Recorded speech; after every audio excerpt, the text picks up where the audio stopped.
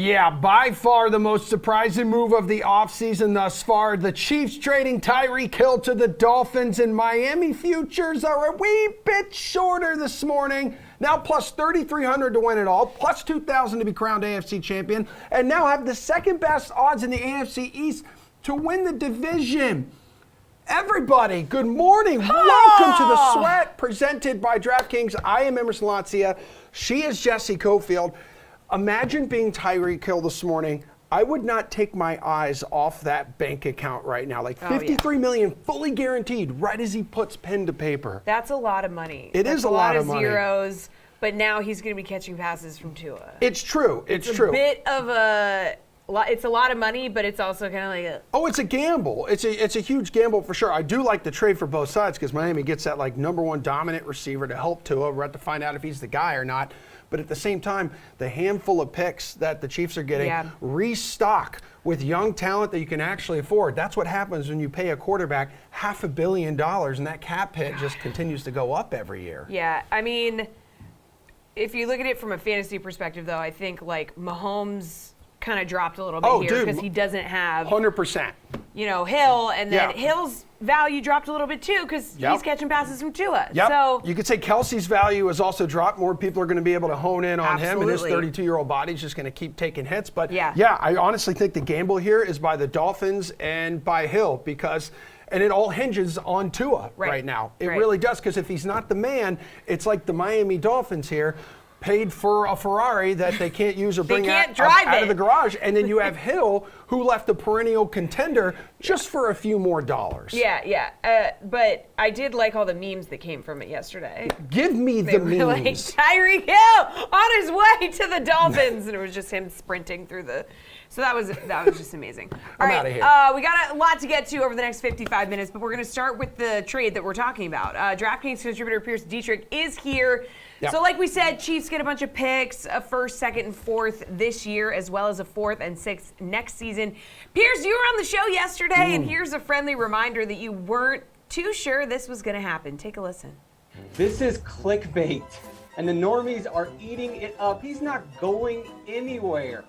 This was clearly a leak by Rosenhaus to speed up the negotiation process. He's not getting traded. It's just a leak to get leverage. That is all that this is. I mean, think about it. When did this news pop up? Oh, I don't know, on the slowest day where nothing is happening. They just happened to drop this one on the people. He's not going anywhere. Let's move on. Oh, well, how the turntables. Going from Patty Mayonnaise, though, to Tua, Pierce. I mean, how much of a hit does Hill's fantasy value take for next season? That was a quality take. It was dead wrong, but it was spicy. Just like your take about the Lions being a 500 football team. Yeah, that one's pretty good too. We'll wait and see on that. Fantasy-wise, for Hill, I don't like it. He's going from a proven system with a Hall of Fame coach, MVP quarterback. He was surrounded by weapons that he never really had to deal with too much bracket coverage. Now he's going to a team with a new offensive-minded head coach. Tua is his quarterback. Their offensive line has seemingly gotten better through free agency. There's a lot of question marks there. He's going to have to work with Jalen Waddle. I don't know how that's going to work. I mean, you look at the head coach. He made his name by doing gimmick plays to Deebo Samuel. You can't do gimmick plays to Waddle and Tyreek Hill at the same time. And also fantasy-wise, Tyreek Hill had these big games last season, but a lot of times he was priced high and just had okay games. And so really from a fantasy perspective, if you looked at the entire season and kind of set some of his big games to the side, he wasn't really that big of a player. So I don't like him in Miami. And then also, if you just look at this Miami roster all of a sudden, I don't know how often he's going to get the ball. Even if Tua can get the ball to him, there's too many mouths to feed on this team now. All right, so as we mentioned off the top of the show, the Dolphins' odds got a lot better across the board. So in the AFC East, they're now plus 400, tied with the Patriots for second best odds behind the Bills. So, what's the ceiling for this Dolphins team now? You said there's a lot of mouths to feed. It's looking good, right, Pierce? It is. I mean, my initial reaction is they can't beat the Bills. They're not really going to beat the Patriots, but it's really impossible to say at this moment when you look at this roster, I think it's easy for people to forget all of the moves that this team has made. So yesterday, lost in the mix was that they signed Terron Armstead, the best offensive tackle available, one of the best offensive tackles in the game. They also added Mike Collins, a solid guard. That was their problem, offensive line. That is upgraded. Then you look, they got Mostert at running back. They've got Chase Edmonds at running back. They got Cedric Wilson at receiver, Tyreek Hill at receiver. They brought Gesicki back. I don't like, this is a fantasy team. They already had Jalen Waddle, Devontae Parker, and Preston Williams. Like, it's sweet for a fantasy team, but like, how does this team work in real life? They got to trade somebody. I think Parker will probably end up getting traded somewhere. Maybe they can work out getting Williams somewhere. And then, as I mentioned earlier, you've got an offensive-minded head coach coming in to what was already a defensive-minded team. So is the defense going to take a step back? I don't know. This team could be terrible next season, or they could be one of the best teams in the AFC with all those weapons. Yeah, and let's keep in mind, too, Mike McDaniel wants to make this a run-first football team as well. And without Tyreek Hill, like the Chiefs' odds, at least, for both the division and the Super Bowl, got a little longer here. KC going from plus 750 to plus 900, now behind the Bucs. They are still the favorite to win the AFC West, and right now on the DraftKings Sportsbook, you can get that number boosted from plus 165 to plus 200. Pierce, how you feel about this bet? Because, you know, Jesse and I here think the Chiefs just got a little bit worse.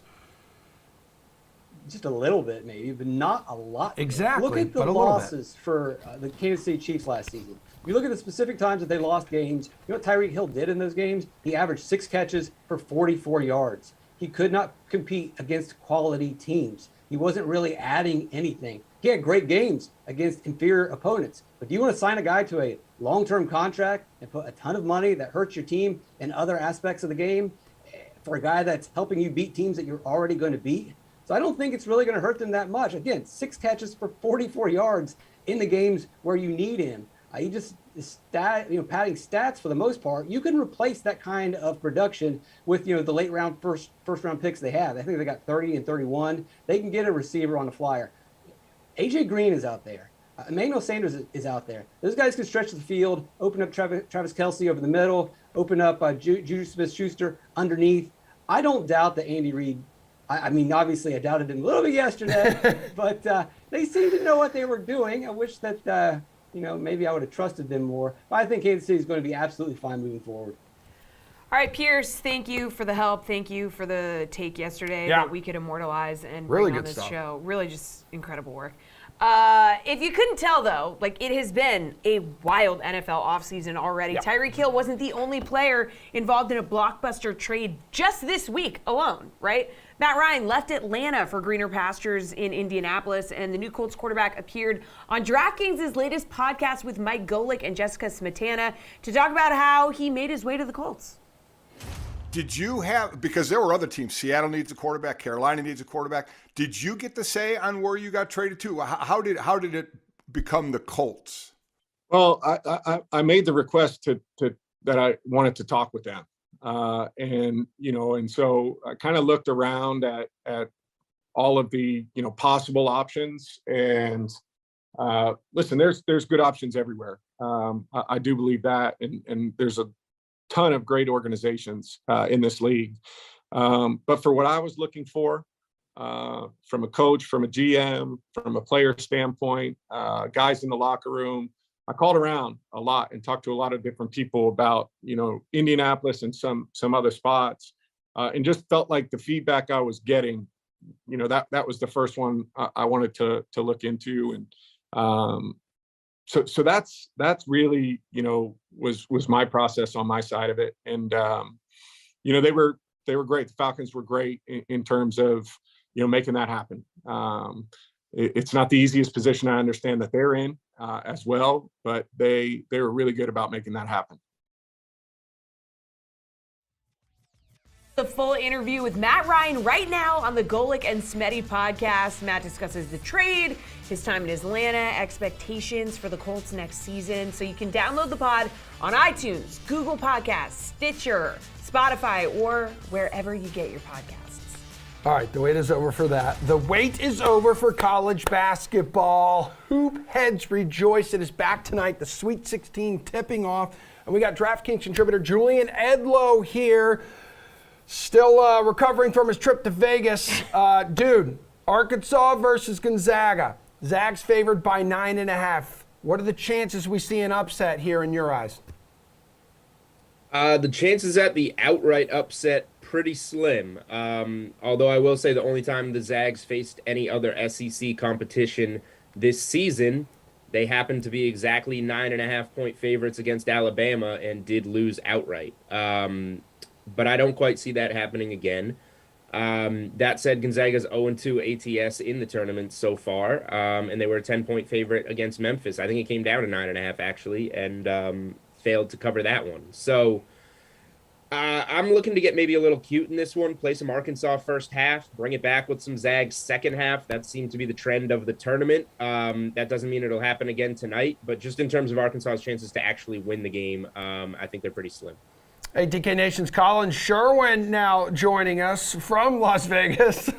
Hey, dude, Zach's favor of 9.5. What do you think?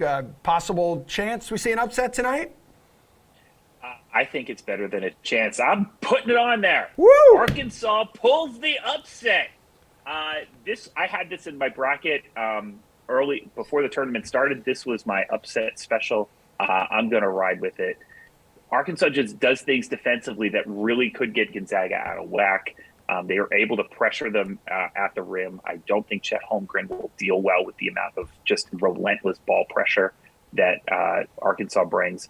So it's 9.5 on the money line right now. I believe it's plus 650. Is that right? Somewhere in that range. But yeah, lower than that. 380, lower than that? 385. Oh, excuse me. Sorry, I have the wrong game yet. Plus 385. Not a ton of value there at plus 385, but yes, plus 9.5. I love, and I actually do believe Arkansas is going to go through here. Okay. All right, Houston versus Arizona, minus 1.5. Who covers here, Colin? Julian's been on Arizona since day one. Yeah, Arizona's my pick to win the whole tournament. I think they skate by tonight. This is going to be tough. Again, Houston is another team that just relentlessly brings ball pressure, and defensively it's just super duper athletic. Problem is they can't score. They really struggle sometimes in the half. If you get them in the half court, they can put up some really, really ugly shots. I think Arizona is going to be able to do just enough in transition to get by. Houston against the spread, but Arizona does find a way to get the win. Jules, I know that you think Arizona gets the win here. I'm nervous. Oh! You know, I didn't see Houston coming into this game this hot and playing as well as they're playing. They're arguably the best coached team in the tournament right now. And they have the size to match up with Arizona defensively. This game is going to come, like a lot of these tournament games, it's going to come down to how the game is officiated, I think, because Houston is a very physical team. So if they're letting them play, Arizona's going to have a lot of problems, and I think Houston actually gets this one. If they're blowing the whistle and some of those bigs for Houston get into foul trouble and Arizona's getting to the free throw line, I think Arizona's going to come away with it. So I already have my position because I have my Arizona Elite Eight ticket, my Arizona Final Four ticket. So I'm already in. But if you want to bet this game, I would wait and bet it live and take a look at how it's being officiated. All right, so now we have number 11 Michigan, a 5-point dog against number 2 Villanova, second seed Villanova here. Jules, it's been a nice run for the Wolverines, but does it end here?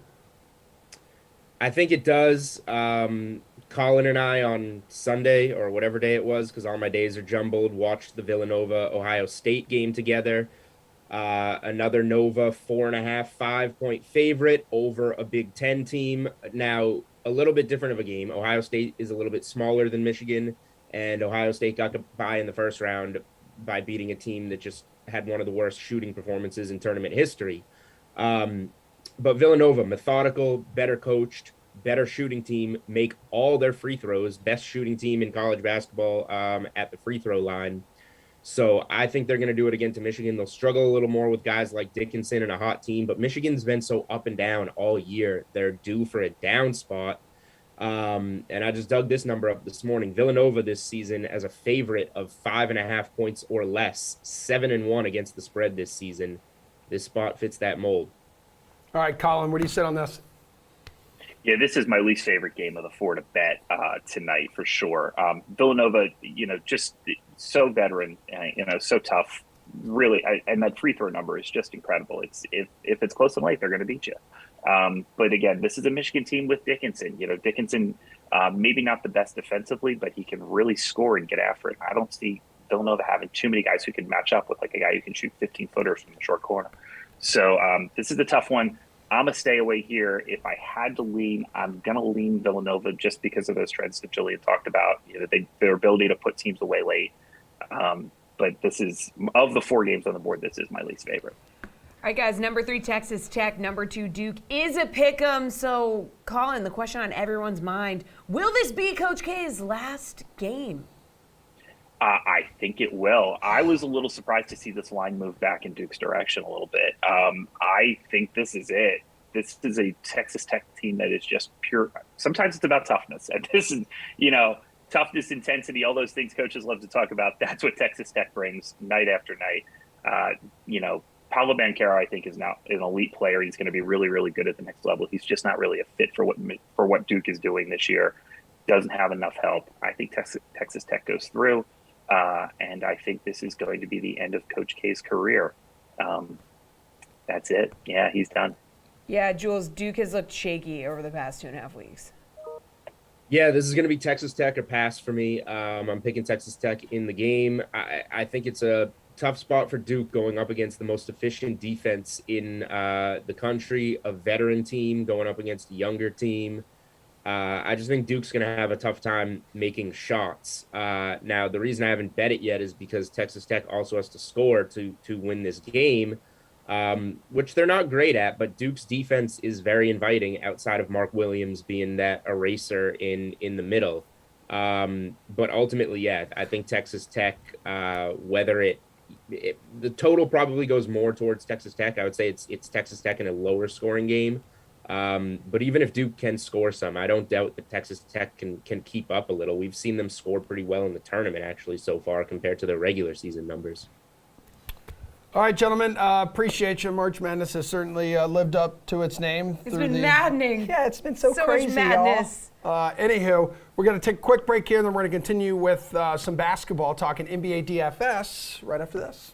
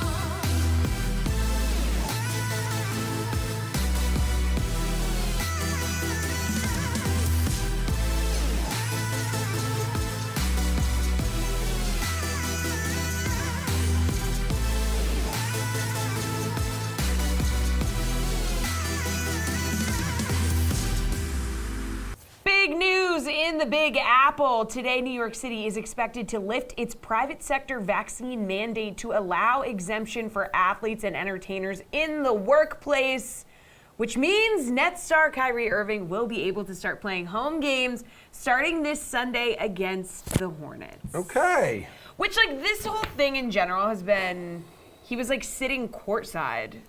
But it didn't quite make sense. But wasn't allowed to play. Even for a while there, for in terms of the baseball teams, for the Yankees and Mets, any of their players unvaccinated would not be able to play home games. Yet anyone on the visiting team who was unvaccinated would be able to It was play. super And it's an confusing. outdoor sport. And it's at the same time kind of a double standard with like what's happening in like New York City. But just even in New York, like the fact that like Kyrie was in the building, sitting courtside without a mask on, but wasn't allowed to play in the game. That was when it just. I think KD was talking about it like a couple weeks ago. He was like, he was calling out the mayor. He was like, he's got to figure it out. I don't know what's going on. He kind of does. And now like you got to ask yourself, what about the cops, firefighters, healthcare workers decide not to get vaccinated? And a lot of people out there who like lost their jobs, they don't have to suffer the same fate as like Kyrie. Yeah. So, Nick, anywho, like what did you think about it?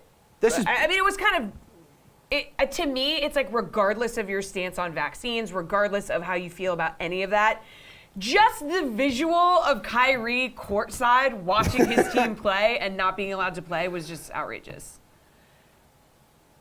Yeah, I completely agree. It was, I mean, it's one of those situations where you saw a lot of reactions to both sides, kind of on the extremes yesterday. You know, there's a lot of, wow, I can't believe that, you know, New York City is caving seemingly to the Yankees and the Mets more so than Kyrie Irving and the Nets. I think that was kind of the bigger push is, hey, the Yankees don't want to be embarrassed when half their roster can't be trotted out there on opening day. So I think the push from the MLB is really what got this across the line. But yeah, I mean, at the end of the day, I mean, regardless of where you stand on the vaccine debate, it was objectively ridiculous that Kyrie Irving could be in the building. He could be in 28 other buildings around the NBA and play in those games, but not at his home court. So, you know, even if you're still anti-Kyrie, even if you think, you know, this whole thing has been an unnecessary sideshow, which I count myself among those people, you have to at least admit that it was completely unfair the way things have broke down the last couple months. Yeah, now everyone in New York just wants like the mayor to announce that Ben Simmons' back is okay. Be able to actually like play a little bit here, man. Oh, man. Yeah. Okay, so we already brought in Nick Whalen, but Nick Whalen, everybody! RotoWire's Nick Whalen. Hello. It is good to see you, dude. Thanks for hanging out with us. Also, just to note, Kyrie's 30th birthday was last night. He went for 43 points, easily hitting the over on DraftKings most bet player prop last night. His total was set at 26.5. I was just surprised to find out that Kyrie was only 30. Maybe it's because he's caused so much drama in his time in the league that I was just like, this man must be. Like, he's younger than me. I was horrified to find that. Like, he's broken locker rooms, like, everywhere he's been. I was like, he's only 30? My God. Yeah, it is kind of scary. This is also going to be great news for anyone with maybe some Nets futures in their hands, have some slips there. But we do have a 5-game slate tonight here, Nick. Tough choice at the top of, like, the DFS salary list. So you have Giannis, you have Jokic there as the most expensive option. So 11-7 for the Greek Freak, $300 cheaper there for the reigning MVP. So who would you rather spend your money on tonight? I mean, you can't really go wrong, right? Especially when you're talking about a $300 difference between these guys. You know, it's not a night where Jokic is like the most expensive player by $1,500, and it completely changes your roster construction if you do go with him. I think I would lean Giannis. I don't think we're going to see Milwaukee do too much angling for playoff positioning, down the stretch. This is a team that has mostly avoided that kind of tomfoolery over the last couple of years. And especially now with Kyrie Irving being back as a full-time player, I think that changes the outlook for how teams like Miami, like Philly, like Milwaukee at the top of the standings maybe look at potentially avoiding Brooklyn, because Brooklyn can now move all the way up as high as 7 or even the 6th seed, depending on how well they play with Kyrie in the lineup. So I don't necessarily worry about the Bucks pulling back too much in a game like this tonight against Washington. We know where the Wizards are at this point. They've been, I think, a little bit better than expected since making that trade at the deadline. I'm surprised that Kristaps Porzingis has played in as many games as he has. He's playing in back-to-backs even. He's looked really good, but this is still a bottom 5 defense since the All-Star break. This is still a really, really advantageous matchup for Milwaukee. And I know he won't admit it. You know, there was an interview this past week where Giannis basically acted like he'd never even heard of the MVP award. But deep down, he knows he still has a chance here. And with, you know, Embiid missing games this week, Jokic slowing up a tiny bit by his standards, still an opportunity for Giannis to make this a 3-man race. All right, so we've established who you're paying up for, Nick, but who's your favorite value play on the slate tonight? My favorite value play, I think, has to be Brandon Clark in Memphis. He's at $4,600, a guy that I've gone back and forth on really all season, really dating back to the beginning of last season in season-long fantasy, and he's had a really nice bounce back this year as a guy who essentially fell out of the rotation at the end of last season for Memphis. Now he's back in it every single night. Not a guy that needs big-time minutes to produce. coming off of a 14-point, 10-rebound double-double last night against Brooklyn. We're not really sure, who Memphis is all going to have tonight on the second night of a back-to-back. We don't know if John Morant's going to be in the lineup. But Brandon Clark is a guy that at that price point, I really like quite a bit. And then the other guy I'm keeping an eye on, whenever he's healthy, and Indiana's, injury report on the other side of this matchup is a complete mess every single night. They have like 7 guys who are always questionable. But O'Shea Brissett is kind of my favorite of this like glut of random 5s and 4s on this roster after the break of guys who have seemingly everybody gets like 25 minutes a night, but he's always the one to me that has the highest upside. Okay, so we mentioned Kyrie easily hitting the over on his points prop last night. Who is a guy you have your eye on for hitting a prop over tonight? The one that jumped out to me for scoring at least was Darius Garland. His number is a little bit low to me at 23.5. This is a guy that, coming into tonight has scored at least 20 points in 8 straight games, at least 22 points, I should say, in all 8 of those. He's averaging 26.8 points per game in that span, almost 12 assists per game during that stretch as well, coming off of a 29-17 game against the Lakers in that loss earlier this week. That number to me just seems a little bit low for a Cavs team that is still scratching and clawing for playoff positioning. They're still, of course, without Jared Allen. The Karis LeVert experiment, it's not really paying the kind of dividends I think Cleveland thought it would. They're still using him in more of a reduced role than I thought. So he's the clear guy. He's taking a ton of shots. He has like 6 games in his last 8 where he's taken 20 plus. He gets to the free throw line a ton. So I think there's a pretty high floor here for a guy like Garland. And to me, that number could tick up to like 24, 25.5. And I'd still consider going over. All right, 5 games on the slate. So which team is your favorite to cover the spread here, Nick? This is where it gets a little bit more difficult. I don't love the Cavs like plus 5.5 at Toronto. Both of those teams have been tough to get a read on. I mean, the biggest spread I think that jumps out to me, I don't know if I would bet it because I have an inkling that we're going to get some more info on this throughout the day, but the Phoenix Suns are plus 4 in Denver. And Phoenix has been the most reliable team in the league by far this season. And they just played last night, tough win against Minnesota. This line to me implies that, one, Chris Paul is not going to be coming back for this game, even though he did practice this week. He's well ahead of schedule. And it also implies to me that maybe the odds makers think that players like Devin Booker, Jay Crowder, potentially even DeAndre Ayton could get some rest built in here because Phoenix has opened up just a massive lead in the Western Conference. I mean, they essentially clinched the 1 seed weeks ago, but mathematically they're getting there. They don't have a ton to play for at this point, so that's the biggest one for me to watch right now. Maybe there's some value here. You can jump on Phoenix plus 4, and if those guys do end up playing, you're getting great value. But that's the line to me that I think looks a little bit fishy based on the current injury report, at least. All right, dude. Bonus question for you. It's a tough one. Slate really of proof pick. You have a favorite DFS player? You have a favorite bet you really like on this 5-game slate? Man, I mean, I wish I could just throw out like the Bucks money line at home against the Wizards, which is like minus 1,000. Go ahead. So I don't love that. I mean, yeah, the other one. I mean, the other one that's kind of in the same category for me as Suns Nuggets is Bulls Pelicans. Like the Bulls are plus 2 on the road at New Orleans, and this too makes me wonder. Like, are we going to see Zach LaVine tonight? Are we going to see DeMar DeRozan in this game? Is there a potential chance that the Bulls are resting guys? Like I know New Orleans has been pretty frisky, but Brandon Ingram's doubtful for this game. Like it's not like he's coming back.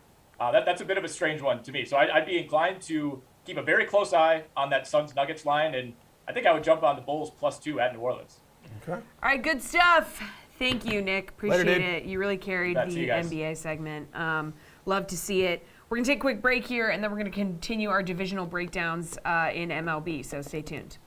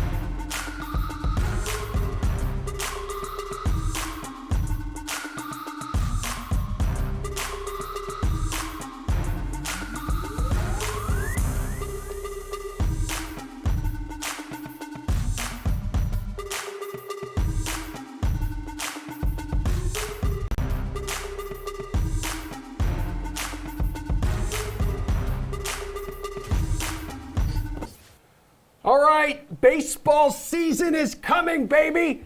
Here's your AL Central key additions full screen. By the way, last year, like the White Sox winning the division by the highest number of games, finishing 13 above Cleveland. That's crazy. Okay, so some key additions here.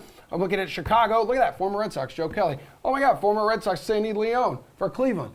Oh my God, former Red Sox pitcher, Eduardo Rodriguez for Detroit. Kansas City, Zach Greinke, welcome home. Carlos Correa, easily by far the biggest name, biggest addition to any team inside the American League Central. So now to break it down, we're going to bring in our MLB panel. So let's take a look and see who's on our MLB panel. Eric Halterman and Nick Fryer are here. Eric, all right. man, I haven't seen you in forever. How are you? Pretty good. Good to be back. Better talking baseball than labor, I think. Yeah. All right. Sure. No one likes labor. Yeah, guys. Let's start with the Minnesota Twins because they were the busiest team in the division, right? Signed Carlos Correa away from Houston. That was like the big, thing that you were freaking out about. Just ginormous. Traded for Sonny Gray, Gio Urshela, Gary Sanchez. So they seem to be making some all-in type moves here. They're plus 500 to win this division behind the heavily favored White Sox. So, Eric, is this a good bet? I can't believe we're starting this segment with Correa and not the Guardians' big move, Sandy Leon. But yeah, this is, I think, one of the better bets out there. I definitely think the White Sox should be favored. But the Twins at plus 500, that converts to a 16.7% chance. If you look at the projections, according to both Fangraphs and Baseball Prospectus, they like the Twins division odds more than that. They're at 19% on Fangraphs, all the way up at 26.1% on Baseball Prospectus. And the thing to remember here is that this Twins team really underachieved last season. They won 73 games, but they weren't necessarily a 73-win team according to their overall talent. I remember they finished first or second in the division in each of the previous 4 years. They won 101 games in 2019. Obviously, it's not the same team from that year, so this isn't a team we should be expecting to reach those heights, but it's not as if they were starting with a bad team and making those additions. They were starting with an okay team, had a good offseason, and there could still be more coming. They keep getting linked with pitchers like Sean Manaea and Frankie Montas. So I think at pretty good odds there, I like them as a strong underdog. Nick, plus 500 to win this division. What do you think?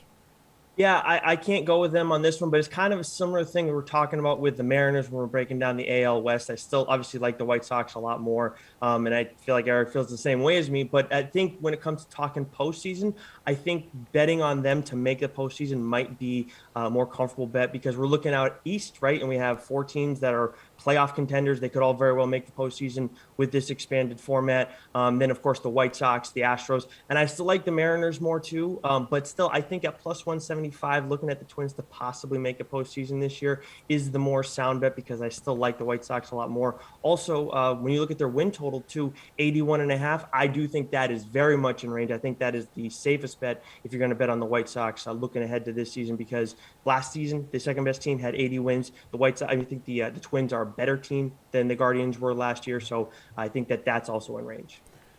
All right, yeah, so the White Sox really coasting to that division title, even while playing barely above 500 baseball last year. But, their roster is already pretty stacked. So Abreu, Jimenez, Roberts, it makes up one of the most potent lineups in baseball. This is a team that has championship aspirations. Chicago's odds to win the AL are at plus 500, and then their odds to win the World Series are at plus 1,200.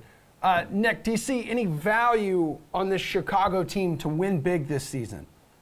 Sure. Yeah. I mean, you can definitely make a case to have them to back them to win the AL this year at plus 500 for sure. But I think, when I look at what they did in the postseason when they took on the Astros, they got smacked around when they saw them in the postseason. You also lost Rodon. As much as you're going to get a full season of some of these guys where they didn't have that last year, going into the postseason, that's still that issue still has yet to be resolved. As much as Joe Kelly may help a little bit with that, I don't know. I think that the best bet for them going into the season isn't actually their win total. I think if you look at the division straight forecast options, you go and look at the AL Central, it's plus 240 for the White Sox to come in first place and Minnesota to come in second. And I think that is your best bet right now when you're looking at trying to get bang for your buck.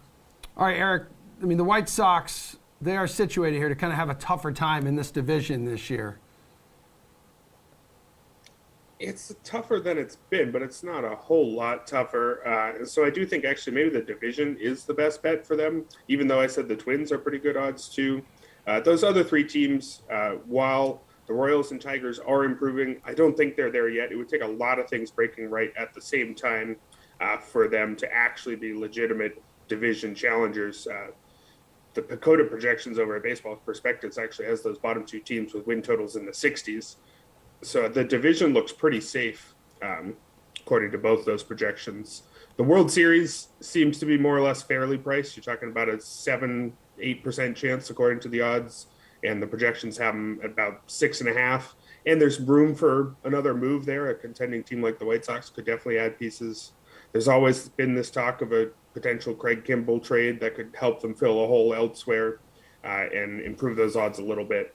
So I think they're priced fine, especially when you consider that the new playoff system could help the White Sox, or really it could hurt other teams more, with the bottom of the Central being the softest of the American League divisions. Again, even though it's improved, I think it's still the softest. Remember that the top two division winners get a bye this year, whereas the third division winner won't. And I think the White Sox odds of being in that top two and getting that first round bye, it does help their overall playoff odds and their World Series odds a bit. All right, let's get to those bottom three teams in the division. Yeah, baby. They all have win totals hovering around the mid-70s. Detroit, 77.5. Cleveland, 76.5. Kansas City, 74.5. So, like, Nick, which of those teams is most likely to eclipse their win total? Cleveland, the last time they paced for fewer than 80 wins was 2012. Yeah, it's kind of wild to see what's happened with the Guardians over the years. And look, the Royals, too, a team that I definitely had a soft spot for a while. Of course, they were pretty successful for a short bit, but that's what happens with small market teams. But we look at the Tigers, and obviously they were a big surprise last year. They won 77 games. They're projected 77.5 right now. So to me, they became better in the offseason. They added Erod. They added Pineda. We're expecting to see Spencer Torkelson, Riley Green as part of the lineup this year. They added Javi Baez. And, of course, you still have Scope, Grossman, Badu. So I look at this team, and I don't think, they're going to contend for the postseason necessarily. But, if they stay healthy throughout the entirety of the season, they added better guys. There's no reason to think they can't at least build on what they were last season, and all that. And building on that would just be 78 wins. That's better than they did last season. So I think they can get that at minimum. If you're feeling really good about the Tigers this year and you want to take a little extra risk, I talked about the division straight forecast for White Sox and Twins.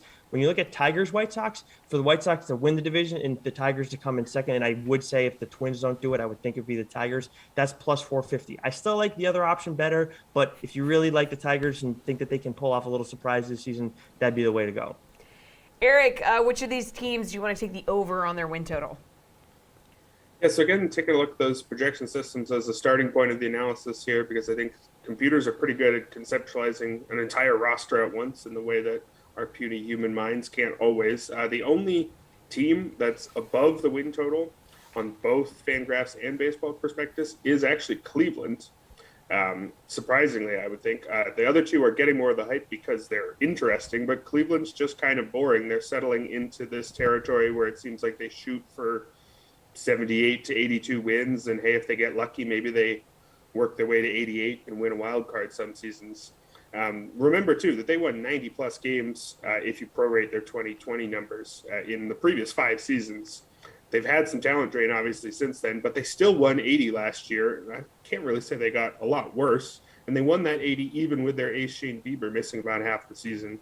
So I think even though this is the least exciting team in the division, it's still a bland fine team that shouldn't find it too hard to win 77 to 80 games. All right, Nick, which player futures in this division do you have your eyes on? Yeah, so I got a hitter one and a pitcher one. Tim Anderson, of course, of the White Sox, over 164.5 hits.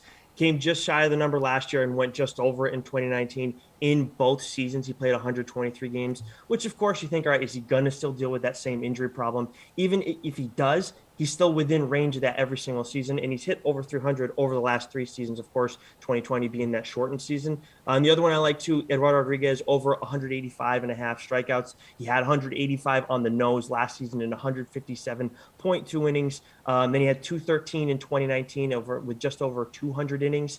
And of course, again, the middle season didn't really matter. But over the last 4 seasons, he's had a K per 9 of 9.4 or better. And also I know his numbers were pretty bad outside of his strikeout numbers last season, but he was coming off a missed year in 2020. He didn't play at all. He was dealing with COVID health issues. So I think for him, where he struggled a little bit last year, we should see him bounce back pretty well. So I think 185 should be very easy for him to surpass this season. All right, Eric, AL Central player props.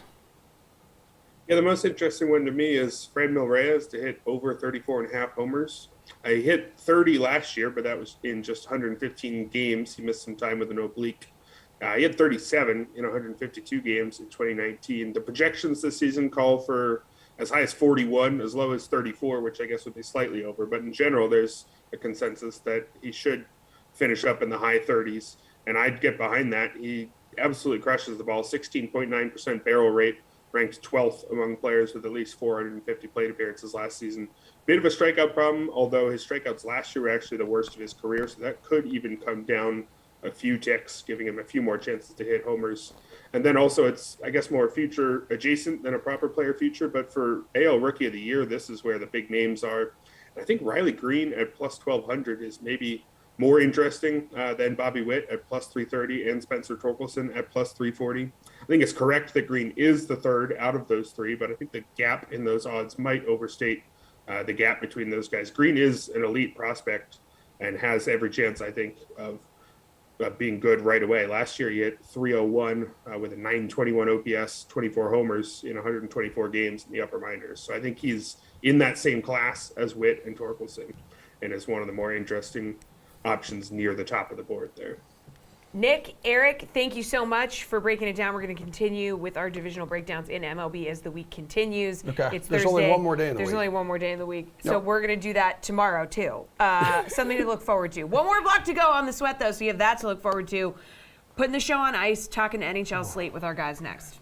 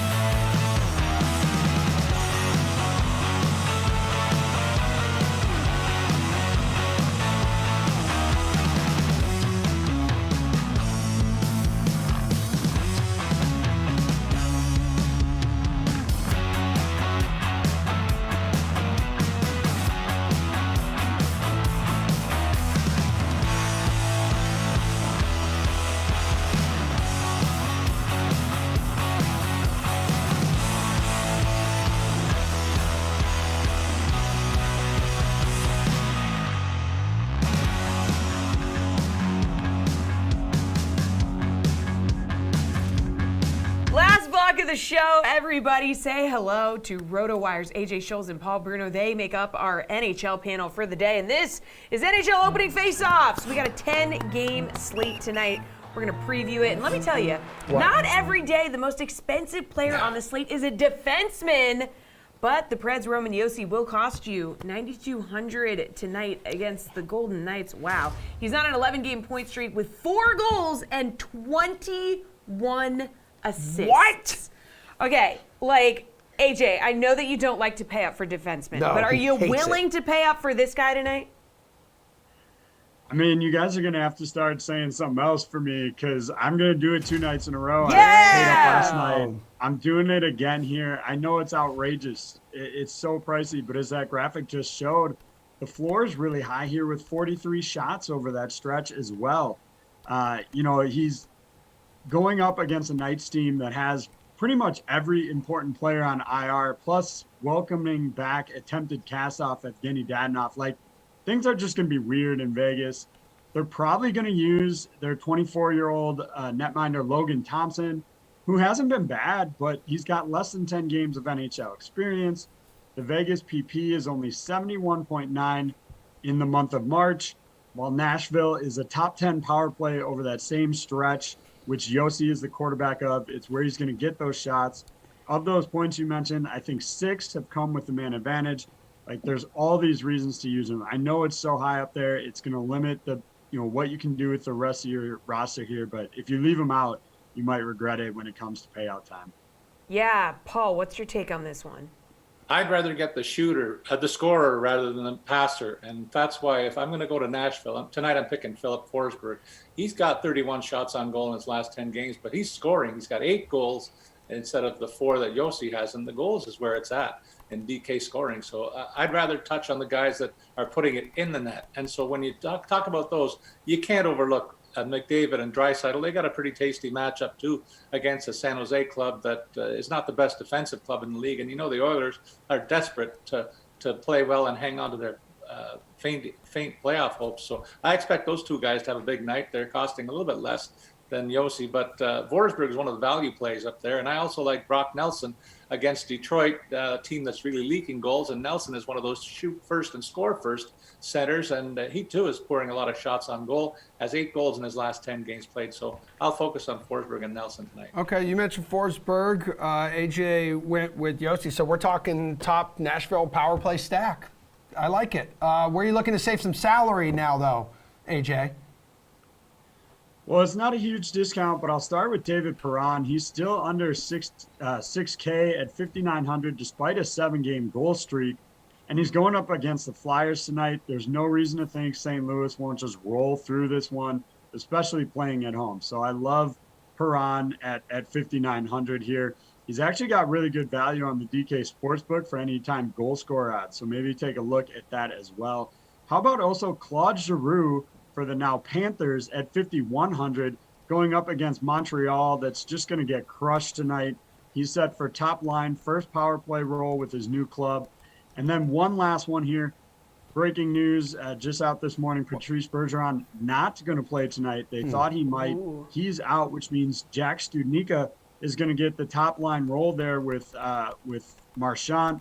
And DeBrusque, he's just 2,500, so I think you got to consider getting him in there as well. Yeah, also Brad Marchand yesterday, AJ, announcing he's got a new cereal coming out. So that could Emerson's a big cereal guy. So probably add some stock to it, I'm just saying. He needs something to put in his mouth so he stops licking people. So maybe if he plays with like a hunk of the cereal in his mouth, he won't be able to lick people. Well, it's March Munch Cinnamon Crunch, Paul. How are you going to save some cash tonight? First of all, I'm going to go buy a box of that cereal and run it over with my car right away. I knew that. I knew that was coming from you, Toronto guy. And then I'm going to break it in half. I'd break his nose, but I only have 2 hands, so that's another thing. But in any case, Dylan Strome, $4,900 is another value look tonight. 9 goals, 16 points for this guy. He's on a roll, and the Hawks get a matchup in Los Angeles that should be a shootout, I think, tonight. So I like that pick. Duclair back to Florida. I love it. AJ made me smile when he said they're going to crush Montreal. I think so too, and that's why I'm going to go to Duclair. He's playing first line minutes, costing $4,500 alongside Barkov. He's on a streak where he's got 9 points and 30 shots on goal. Kyler Yamamoto's got a similar profile, playing first line minutes in Edmonton. $4,100, a cheap price tag for a guy who's finding the range with 6 goals and 10 points in his last 10 games. Among the D-men, I'm not going to overlook them totally on this show. Take a look at Tony DeAngelo. He's putting up some points, 8 in the last 10 games, 24 shots on goal for $5,200. And then Morrissey for Winnipeg versus Ottawa, another high-scoring game, I think, in the offing there. His price tag, $4,900 for a guy who's got 34 shots on goal. That's pretty good, too. All right, let's shake on over to the DK Sportsbook. Favorite puck line or money line bet, Paul? I'm looking at 2 puck line bets. One of them, Nashville and Vegas. We're all over Nashville in the show, and I say take the Preds -1.5 for that plus 205 payout. And then I like LA and Chicago. Take the Kings -1.5 for that 135 payout over there. I see these as 2 high-scoring games, but Nashville the visitor and Kings as well, another visitor taking the Duke tonight. All right, AJ, what do you think? Well, the Panthers will almost certainly cover the puck line against the Canadians, considering, again, the addition of Claude Giroux at the deadline. Is it worth the 110 value here compared to the other options? Probably, when you consider Montreal has the worst goals allowed per game at 3.76 and the lowest goals scored per game at 2.51 on the season. They're the worst team in the league. And of the Habs' top 5 point producers this year, 2 of them are no longer on the roster in Arturi Lehkonen and Tyler Toffoli. Toffoli's been gone for a month, and he's still a top 5 point producer on the Habs. So Panthers should easily cruise. It's not the best value at minus 110, but it's close to even money, and you might as well take it. It's practically free. AJ, we'll get out of here with this. Which game total are you eyeing on this slate here? Highest one on the board, Panthers and Canadiens, 6.5. I seriously thought about that, but the Panthers would probably have to score 7 to hit that total, so I'm going to shy away from the over in that one. Boston, Tampa Bay will feature 2 netminders in Vasilevsky and Swayman, who have racked up plenty of wins this season, but neither goaltender's save percentage is above .915 for the month of March. On the offensive side of the puck, the Lightning are splitting up Stamkos and Kucherov to give them two really good lines. I think at just 5.5, the total for this one is just too low. So I like the over in Boston and Tampa Bay. Which one you going over? Which one you going under on, Paul? I'm going to give you 2 where I'm going to go over. Dallas and Carolina. Look, Carolina really plays well at home ice. They've been in a bit of a funk of late. I think they break out of it in a big way, but Dallas has some top-end scorers that are finding the range as well. So I think that 5.5 is a very low total. In fact, they go to the alternate for a 6.5 and get over that for a bigger payout. And then Detroit and the Islanders, who's watching these guys anymore? The 2 also rans, but you might tune in to see a lot of goal scoring here too, because defense is a rumor for these teams much of this season, particularly Detroit Red Wings. They're leaking goals all over the place. Islanders have their game in order as well. So I like the offenses to roll tonight, and that means 5.5 is a low total here. Go to the same 6.5 for that bigger payoff as well. All right, good stuff. That's a show. The Sweat, Thursday edition of The Sweat's been Thirsty fantastic. Thursday, man. It is. Madden is kicking off at noon, so make sure you stay tuned for that. True. Also, the slate is at 5 p.m. I'm not sure who's on that one today. Don't but worry it's gonna about be it. great. Not a big deal. Don't worry about it. Say Canadians again. Canadians. Okay. I don't know why you said it that way. Do I say it Italiano? Okay, well, we'll be back to